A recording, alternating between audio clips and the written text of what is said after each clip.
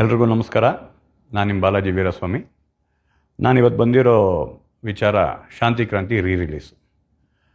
ಮೊದಲನೇದಾಗಿ ನೀವೆಲ್ಲ ಶಾಂತಿ ಕ್ರಾಂತಿ ಸಿನಿಮಾಗಾಗಿರ್ಬೋದು, ನಮ್ಮ ಅಣ್ಣನಿಗಾಗಿರ್ಬೋದು, ನಮಗಾಗಿರ್ಬೋದು, ನೀವು ತೋರಿಸಿರೋ ಪ್ರೀತಿ ಅಪಾರವಾದದ್ದು.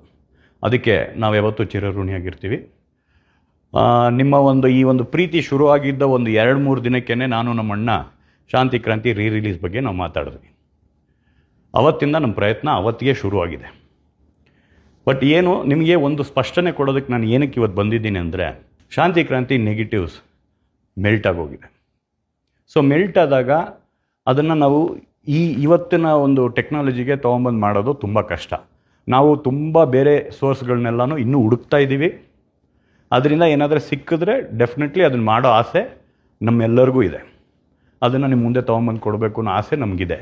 ಆದರೆ ಯಾವುದೇ ಸೋರ್ಸ್ ಸಿಕ್ಕಿದ್ರೂ ಸಹ